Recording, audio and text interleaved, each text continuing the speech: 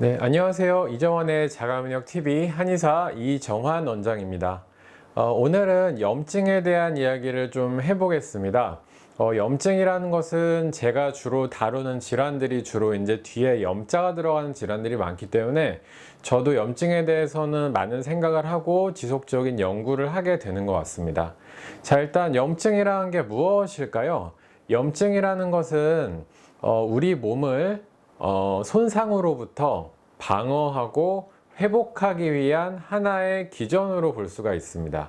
그래서 염증은 보통 3단계로 진행이 되는데요. 일단 조직의 손상이 일어나고 거기에 대한 반응들이 일어나고 그 다음에 회복이 되는 단계, 이 3단계로 이루어지게 됩니다. 그래서 쉽게 말하면은 염증이라는 것은 우리 몸에 어떤 손상이나 문제가 생겼을 때 걔네들을 고치고 회복하기 위한 하나의 과정이라고 할 수 있겠습니다. 그런데 왜 사람들이 염증이라고 하면 굉장히 싫어하고 빨리 치료를 해야 되는 걸로 생각을 하게 되는 걸까요? 자, 일단 첫 번째 이유는 염증이 발생을 하게 되면 아프고 붓고 빨갛게 되고 이런 아주 불편한 증상들이 몸에 나타나기 때문입니다. 그리고 이제 두 번째 이유는 염증이 만성화되거나 염증이 계속적으로 있게 되면은 그 부위에 기능이 이제 이상이 생기든지 기능이 손실이 생기기 때문인데요. 예를 들면 테니스 엘보를 예를 들어 보겠습니다. 팔꿈치에 염증이 생겨서 팔꿈치에 계속적으로 이제 문제가 생겨서 통증이 있게 되면은 우리가 팔꿈치를 제대로 사용을 하지 못하게 됩니다. 이런 식으로 이제 염증이 한 부위에 오랫동안 있게 되면은 그 부위의 기능에 이상이 생기든지 기능을 잘 못하게 되기 때문에 우리는 염증을 빨리 치료하려고 보통 노력을 하게 되죠. 네, 그래서 염증이라는 것이 이렇게 우리 몸을 보호하는 작용도 있지만 우리 몸에 악영향을 줄 수도 있습니다. 그래서 이제 염증이 잘 발생하는 상황을 우리가 좀 살펴보게 되면요. 첫 번째로는 우리가 다치게 되는 상황에서 염증이 많이 발생을 합니다. 염증 예를 들어서 이제 그 음식을 할 때 우리가 칼을 사용할 때요. 칼을 사용하게 될 때 손을 베게 되면은 그 부위에 염증이 생기게 되고, 자전거를 타고 가다가 옆으로 넘어졌어요. 그렇게 해서 무릎이 까지게 되면 그 부위에 염증이 생기게 됩니다. 또 이제 감염성 질환, 그러니까 예를 들어서 감기라던가 이런 것들이 걸리게 됐을 경우에는 그 바이러스를 없애기 위해서 우리 몸의 전체에서 염증 반응이 또 일어나게 됩니다. 그리고 그 류마티스라던가 자가면역 질환들, 이런 것들도 이제 면역 체계에 문제가 생겨서 만성적인 염증이 일어나는 것으로 볼 수가 있고요. 그 다음에 우리 몸에 다량의 어떤 독소가 들어왔을 때도 그것들을 없애기 위해서 우리 몸에서 염증 반응을 일으키게 됩니다. 예를 들어서 뭐 다량의 알코올이 들어온다던가 몸에 안 맞는 음식이 들어오게 되면 몸에서 염증 반응을 일으켜서 그런 것들을 제거하려고 하게 됩니다. 자, 그래서 이런 식으로 몸에 염증이 생기게 되는데, 이 염증도 급성염증과 또 만성염증으로 나눌 수 있습니다. 아까 말했던 손을 베이거나 다치는 경우 감기에 걸렸을 때 보통 급성염증이 발생하는 거고요. 뭐 자가면역 질환이라던가 몸에 독소가 있을 때, 이럴 때는 만성적인 염증이 발생을 하게 되는 것입니다.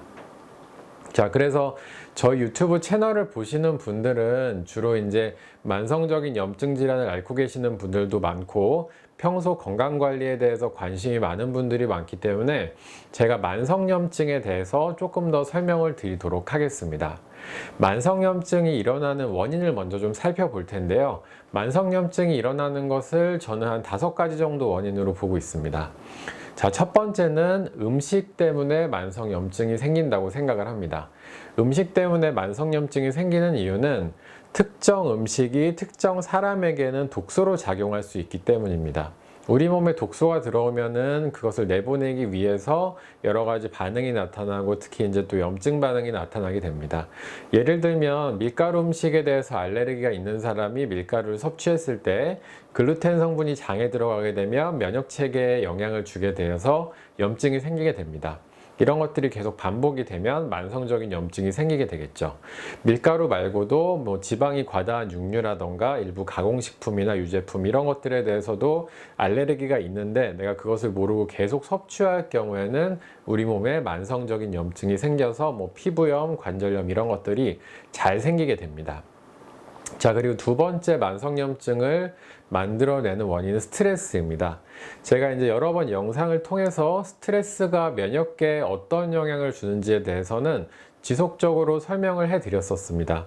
스트레스를 계속 받게 되면 우리의 면역체계가 과민해지게 되고 기능이 항진이 되어서 몸에 염증을 잘 만들어낼 수 있는 그런 상태가 되기 때문에 스트레스도 만성염증에 영향을 준다고 볼 수 있습니다. 자, 그리고 이제 세 번째로 만성염증을 만드는 이유 중에 하나는 수면 부족과 휴식 부족입니다. 아까 제가 염증에 대해서 설명을 드릴 때 첫 번째로 뭔가 손상을 받고 이제 우리 몸에 있는 백혈구라던가 그런 것들이 모여서 이제 반응을 한 이후에 회복이 되는 과정이 필요한데요. 이 회복 과정에서 굉장히 중요한 것이 충분한 휴식과 수면입니다. 근데 만약에 이제 뭐 밤에 일을 하거나 밤을 새서 일을 하거나 휴식이 많이 부족한 경우에는 몸의 회복 기능이 떨어지기 때문에 염증이 한번 발생하면 잘 낫지 않고 만성화될 수가 있습니다. 자, 그리고 이제 만성염증을 만드는 네 번째 원인으로 볼 수 있는 것은 비만인데요. 비만이 만성염증의 원인이 된다는 것은 학계에서 몇 년 전부터 계속 연구가 되었던 부분입니다. 그래서 이제 비만이 되게 되면 지방세포에서 염증에 관여할 수 있는 사이토카인들이 많이 분비가 되고 그걸로 인해서 만성염증이라던가 다양한 질환이 생길 수 있다고 이야기를 합니다. 자, 그리고 마지막으로 다섯 번째는 장내 미생물 환경의 변화가 부정적으로 발생을 했을 때 만성염증이 발생을 할 수가 있는데요. 예를 들어서 이제 장내 미생물의 먹이가 되는 식이섬유 섭취는 부족하고 육류를 많이 먹는다거나 아니면은 항생제를 과도하게 사용해서 장내 미생물총이 파괴되었을 경우에는 이것이 또 만성염증이 생기는 하나의 원인이 될 수가 있습니다. 자, 그래서 이런 다섯 가지 원인들이 주로 이제 만성염증을 만든다고 볼 수가 있고요. 자, 그러면은 이 만성염증이 어떤 질환을 일으키고 또 우리에게 어떤 문제를 일으킬까요? 그리고 만성염증을 해결하기 위해서는 어떤 방법들이 있을까요? 자, 그 부분에 대해서는 또 다음번 영상을 통해서 알아보도록 하겠습니다.